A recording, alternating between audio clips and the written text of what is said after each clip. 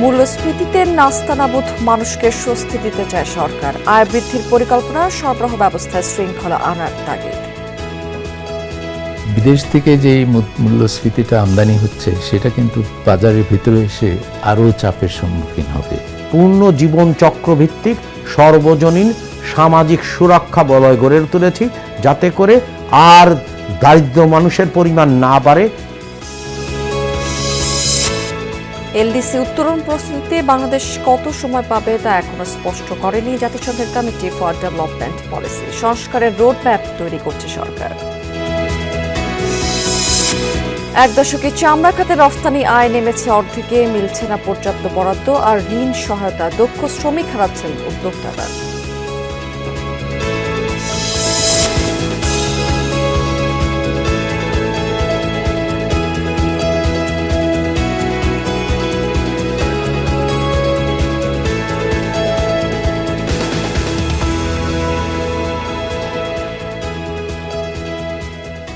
আমন্ত্রণ বিজনেস টুডেতে এতক্ষণ শিরোনাম দেখছিলেন, এবার চলে যাচ্ছি পুরো খবরে এবং পুরো সময় জুড়ে আপনাদের সাথে থাকুন স্মৃতি।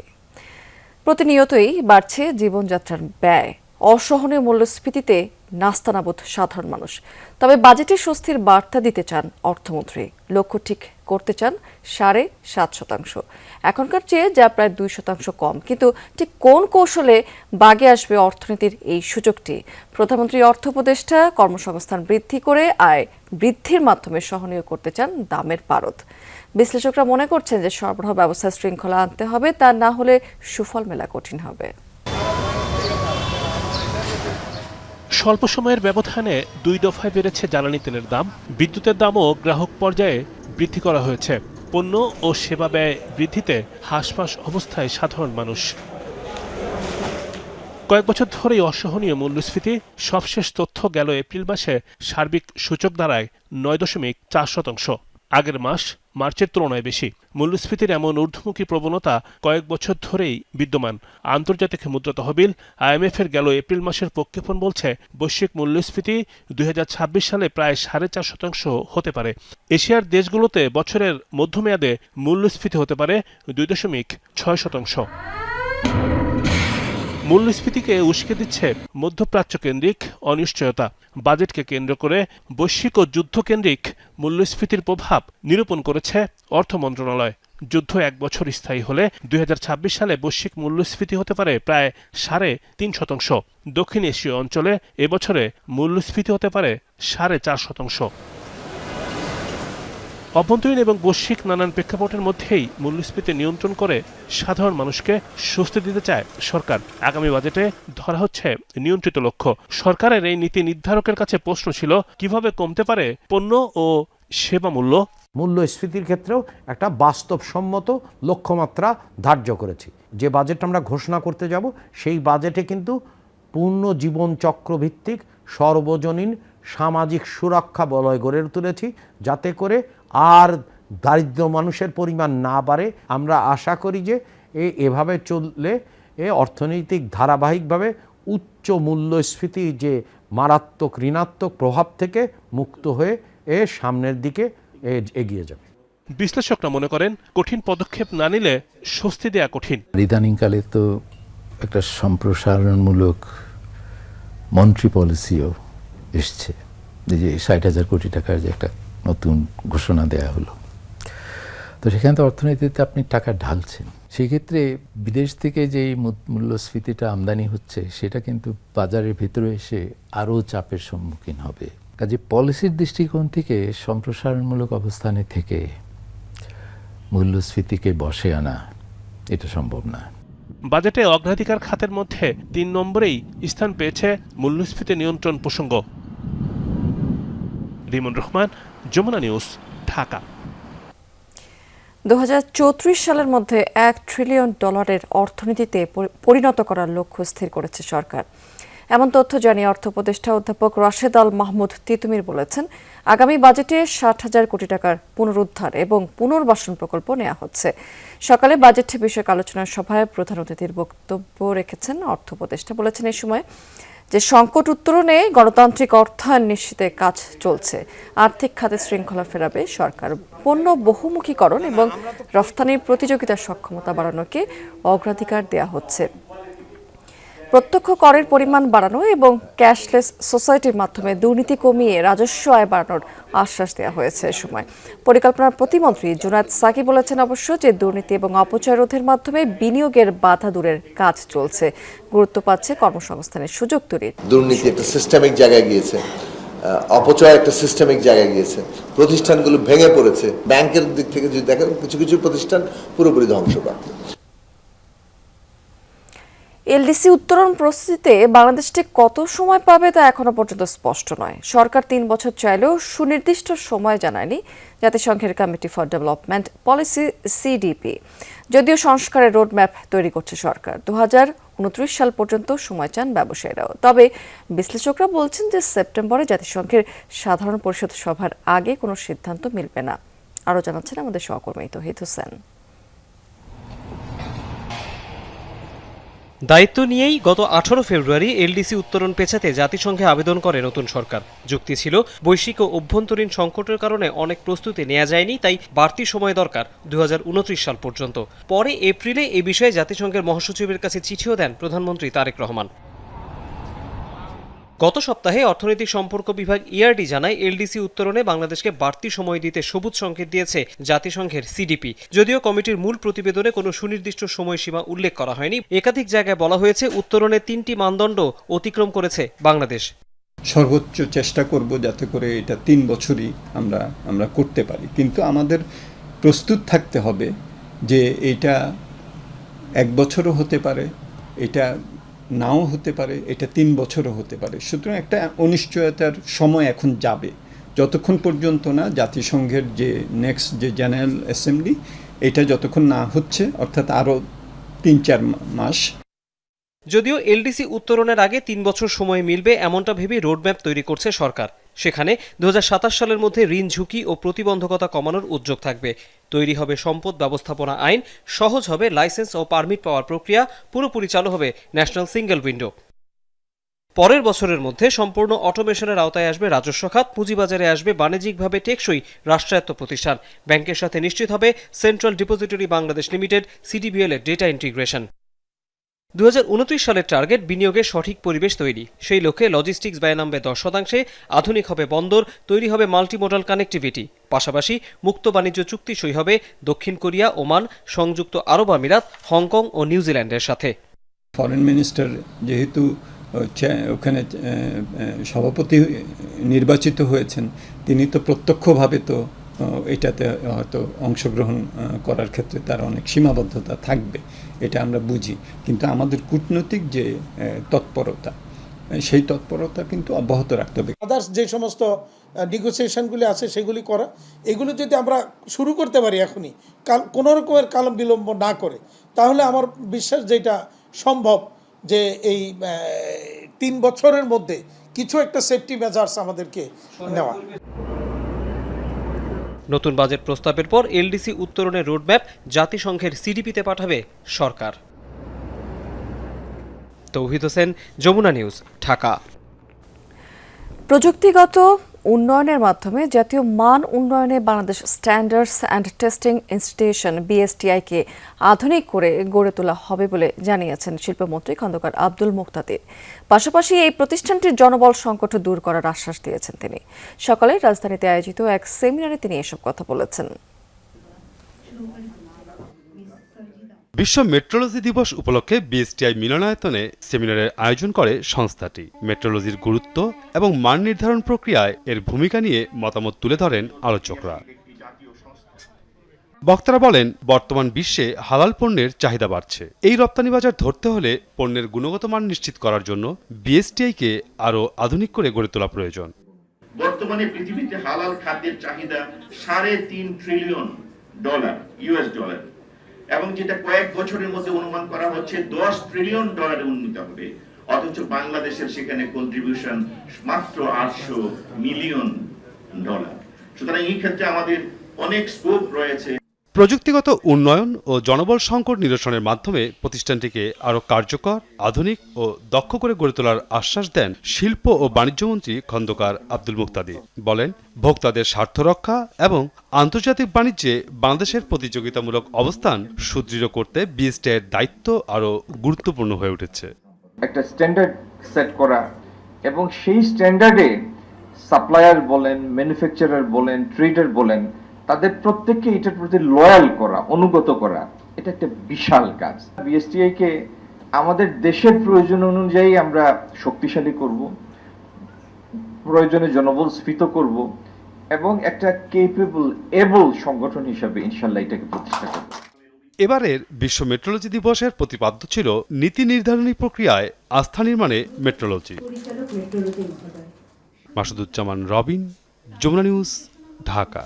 ঈদের পরও ময়মনসিংহের চামড়া বাজার এখনো পর্যন্ত জমে ওঠেনি। সেই অর্থে অন্য বছরের তুলনায় এবার বাজারে ক্রেতার বেশ সংকট রয়েছে। দাম কমে যাওয়াতে হতাশ হয়ে পড়েছেন ক্ষুদ্র এবং মৌসুমী ব্যবসায়ীরা। তাদের অভিযোগ যে চামড়া সংগ্রহ এবং সংরক্ষণে বাড়তি খরচ হলেও তা তুলতে পারছেন না তারা, এতে লোকসান গুনতে হচ্ছে তাদের। গ্রাম থেকে যাই 2-4টা চামড়া কিনছি, কিন্তু কোন এটা বেচবার মতন কোনো ভাবই বুঝতেছি না। এই ধরুন খাসি চামড়া অন্তত আমি 40-42টা চামড়া সংগ্রহ করছি। 40-42টা তো 16টা চামড়া আনছি, আর দিকে কাটকে কুত্তারা জ্বালাইছি। যে 15-16টা আনছি এইগুলা এখন আমার লবণের টেয়াই ওই বাচ্চা না। ক্ষোভে এভাবেই হতাশার কথা বলছেন ময়মনসিংহের শম্ভুগঞ্জের চামড়া বাজারের ব্যবসায়ী সুগ্রীম রবিদাস। এই বাজারে কোরবানির ঈদ মৌসুমে 1 লাখেরও বেশি পশুর চামড়া বেচা কেনা করে ক্ষুদ্র ও মৌসুমী ব্যবসায়ীরা। ক্রেতা সংকট আর কম দামের কারণে এবছর লোকসানের মুখে তারা। দামের অবস্থা, যে মাল আমরা 500-600 টাকা কিনছি, ওই মালের দাম যে 150, 200, 250, 300, জলুম 400 টাকা। সরকার যে নির্দিষ্ট মূল্য একটা রেট বান্ধা দেয় যে এত ফুট, কিন্তু আমরা কাঙ্ক্ষিত মূল্য পাই না। দীর্ঘদিন যাবত ব্যবসা করি, এখন ব্যবসা করতে করতে এখন সয় সম্বল শেষ করে এখন পথে বসার মতো উপক্রম। বৃহত্তর ময়মনসিংহের শেরপুর, জামালপুর, নেত্রকোনা, কিশোরগঞ্জ, টাঙ্গাইল এবং পার্শ্ববর্তী সুনামগঞ্জ সহ বিভিন্ন এলাকা থেকে চামড়া সংগ্রহ করে এখানে নিয়ে আসেন ক্ষুদ্র ও মৌসুমী ব্যবসায়ীরা। প্রতি বছরের মতো এবারও রাজধানীর বড় ব্যবসায়ী ও ট্যানারি মালিকদের আসার কথা থাকলেও বাজারে নেই সেই চিত্র।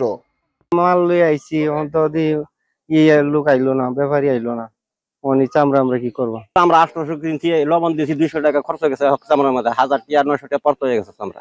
কোম্পানি সাহেব আসে না, তারা সিন্ডিকেট করে তারা আসে নাই। আমরা উপায় কি? 40,000 টাকা লস। কত বাস আমরা বেঁচে গেছি, শেষে চামড়া 80 টাকা করে বেঁচে গেছি, গরুর চামড়া 80 টাকা। প্রতিটি চামড়া সংরক্ষণে লবণ, শ্রমিক, মজুরি ও পরিবহন খাতে 200 থেকে 300 টাকা ব্যয় করতে হয়। অথচ বাজারে এখন অনেক চামড়া বিক্রি হচ্ছে 300 থেকে 500 টাকায়। সরকার 30 টাকা ফুট দিচ্ছে, একটা চামড়া 20 ফুট 600 টাকা দাম, আমরা 300 টাকা কিনে গিয়া সরকারের কয় কিনবার পাশে তো সরকার কোনো পদক্ষেপ নেয় না। মানে যারা এটা ঘোষণা করে তারা যেমন সাহস দেন উৎসাহ কিনা হয়, যদি পাশে ফার্স্ট আসলে আমাদের সাহায্য এটা করে দিত তাহলে হয়তো আপনি ভয় পাইতেন। ঈদ তো দিনের আগের দিন মধ্যে কয়, পরে নাক ডেকে ঘুমায়। বৃহত্তর শিল্প, চামড়া শিল্প আজকে প্রায় ধ্বংসের পথে। আমরা চাই যাতে এই শিল্পটা টিকে থাকে, বাংলাদেশ অর্থনৈতিকভাবে লাভবান হয়। ব্যবসায়ীরা বলছেন, দ্রুত বিক্রি না হলে চামড়া নষ্ট হওয়ারও আশঙ্কা রয়েছে। চামড়ার ন্যায্য মূল্য নিশ্চিতে কার্যকর পদক্ষেপ নেওয়া না হলে আগামী বছর এ খাতে ক্ষুদ্র ব্যবসায়ীদের আগ্রহ আরও কমে যাবে। হুসাইন শাহিদ, যমুনা নিউজ, ময়মনসিংহ। চামড়া খাতে আন্তর্জাতিক বাজার দিন দিন বড় হলেও বাংলাদেশ হাঁটছে উল্টো পথে। 1 দশকে রফতানি আয় নেমে এসেছে অর্ধেকে, কমেছে চামড়ার দামও, মিলছে না পর্যাপ্ত বরাদ্দ এবং ঋণ সহায়তা। রুগ্ন এই খাতটি হারাচ্ছে দক্ষ শ্রমিকও। পিপিআরসি আয়োজিত সেমিনারে এমন তথ্যই তুলে ধরেছেন খাত সংশ্লিষ্ট বক্তারা। তারা বলছেন যে সিইটিপি এবং ডাম্পিং ইয়ার্ডের পূর্ণ বাস্তবায়ন না হওয়াতে হারাতে হচ্ছে আন্তর্জাতিক ক্রেতা। সংকট উত্তরণে দরকার এখন এই মুহূর্তে নীতিগত সহায়তা। এবার কোরবানির চামড়া বিক্রি হয়েছে পানির দরে। সরকার এক দাম নির্ধারণ করলেও বাস্তবে মিলেছে অর্ধেকেরও কম। বড় গরুর চামড়াও বিক্রি হয়েছে 400 থেকে 500 টাকায়। বড় প্রশ্ন, বাংলাদেশের চামড়া শিল্পের ভবিষ্যৎ কি তাহলে ফিকে হয়ে আসছে? এ খাতে সংকট আর উত্তরণের পথ খুঁজতেই অনলাইন সেমিনারের আয়োজন করে power and participation centre PPRC। এগুলো তো বেশ বড় ধরনের স্প্রেড করছে আর কি। এ সময় খাত সংশ্লিষ্টরা বলেন, অব্যবস্থাপনা আর ঠিক সময়ে লবণ না লাগানোর কারণে প্রায় 40% চামড়া নষ্ট হয়। বকরির চামড়া সংগ্রহে 30টি প্ল্যান্ট থাকলেও কাজ করছে কেবল 6টি। কেননা পরিবেশ বান্ধব নীতিমালা নিশ্চিত করতে না পারায় হারাতে হয়েছে আন্তর্জাতিক বাজার। সিটিপির জন্য বরাদ্দের বেশি খরচ করা হলেও মান নিশ্চিত হয়নি। এতে অর্থনৈতিক প্রবাহ কমেছে এই খাতে, মিলছে না কাঙ্ক্ষিত বরাদ্দ আর ঋণ সহায়তা। যেভাবে অদক্ষ শ্রমিক দিয়ে আপনার পশু কুরবানি দিচ্ছি, আমাদের প্রচুর চামড়া তারা নষ্ট করছে লেস কাট ফ্লে কাট করে। প্রথম ছিল 250 কোটি টাকার প্রজেক্ট, সেটা বাড়তে বাড়তে 1200 কোটি টাকার হয়েছে। আমরা সেখানে 20% পে করছি, বাকি 80% গভর্নমেন্ট দিচ্ছে। কিন্তু এত টাকা বাড়ার পরও সেই ইফ্লুয়েন্ট ট্রিটমেন্ট প্ল্যান্ট, মানে যেটা ইউরোপিয়ান স্ট্যান্ডার্ড, সেই ইউরোপিয়ান স্ট্যান্ডার্ড যে মেশিনারিজ ইকুইপমেন্টগুলো হওয়ার কথা ছিল, সেটা চাইনিজ মেশিনারিজ দিয়ে এবং বেসিক। শুধু চামড়ায় আমরা $5 বিলিয়ন এক্সপোর্ট করতে পারতাম, কিন্তু আমরা এটা ইচ্ছা করে করি নাই। কোনো সরকারের এটা সদিচ্ছা ছিল না, শুধু ঋণ খেলাফি বলে এই ট্যানারি মালিকদেরকে, ট্যানারি ইন্ডাস্ট্রিগুলোকে চাপায়ে রাখা হয়েছে। এ সময় অর্থনীতিবিদ ও গবেষকরা বলেন, বিশ্ববাজারে চামড়া খাত যেখানে বড় হচ্ছে সেখানে উল্টো পথে হাঁটছে বাংলাদেশ। 1 দশকের ব্যবধানে রপ্তানি কমেছে অর্ধেক। এই খাত হারাচ্ছে দক্ষ শ্রমিক। সমাধানে দরকার একটি পরিকল্পিত নীতিমালা। দেখেন, এই যে এখন ইউরোপিয়ান ইউনিয়নে তারা কিন্তু carbon border adjustment mechanism CBAM বলে, তারা এটা চালু করেছে প্রাথমিকভাবে 6টার উপরে, ফার্টিলাইজার, সিমেন্ট ইত্যাদি। কিন্তু 2030 সালে এটার মধ্যে অ্যাপারেলস আসবে, লেদার আসবে। একটি হচ্ছে যে 2013-14 এবং 2022-23 এই 1 দশকের ব্যবধানে আমরা দেখতে পাচ্ছি যে আমাদের এই sector leather and leather goods export থেকে এক্সপোর্ট আয়, রপ্তানি আয়টা অর্ধেকের মতো হয়ে গেছে। 398 মিলিয়ন থেকে 123 মিলিয়ন পরিসংখ্যান যেটা দেখতে পাচ্ছি।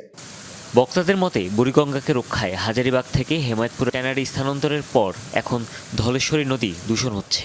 তাই দ্রুত সিটিপি আর ডাম্পিং ইয়ার্ড পূর্ণ বাস্তবায়নের তাগিদ সবার। হুমায়ুন রশিদ, যমুনা নিউজ, ঢাকা। মাকসুদ কমিশনের জারি করা বিতর্কিত মার্জিন ঋণ নীতিমালা এবং মিউচুয়াল ফান্ড বিধিমালা বাতিলের দাবি জানিয়েছে ক্যাপিটাল মার্কেট ইনভেস্টর অ্যাসোসিয়েশন। তারা বলছেন যে এসব পদক্ষেপ নেওয়া হলে মন্দা বাজারে গতি ফিরবে। সকালে CMJF মিলনায়তনে আয়োজিত সংবাদ সম্মেলনে নেতারা বলেছেন যে দীর্ঘদিনের কারসাজির কারণে সাধারণ বিনিয়োগকারীরা চরমভাবে ক্ষতিগ্রস্ত হয়েছে। তাদের স্বার্থ রক্ষায় বর্তমান কমিশনকে উদ্যোগ নিতে হবে।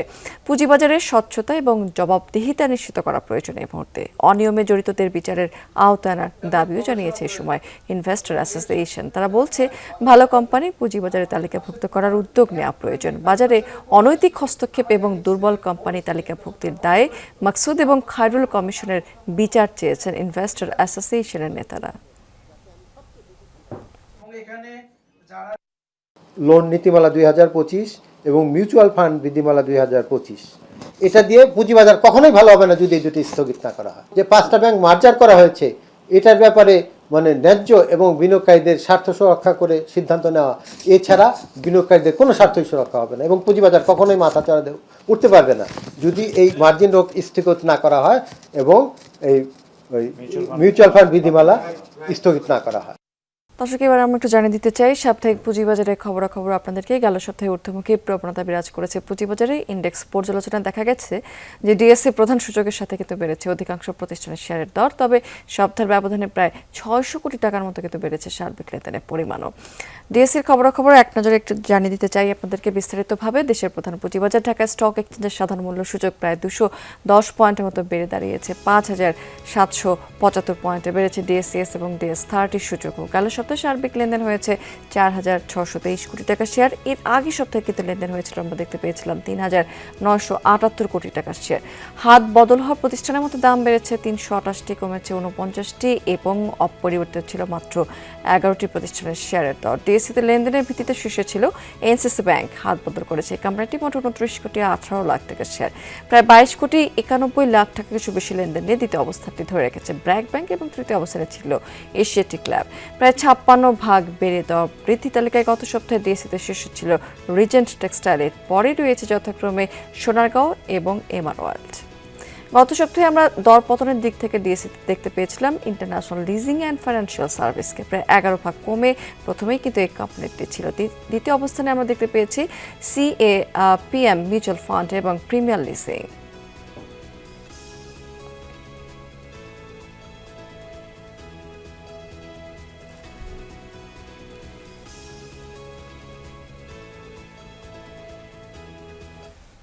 দর্শক, এই ছিল বিজনেস টুডে এখনকার আয়োজনে। এতক্ষণ সঙ্গে থাকার জন্য ধন্যবাদ আপনাদের সবাইকে।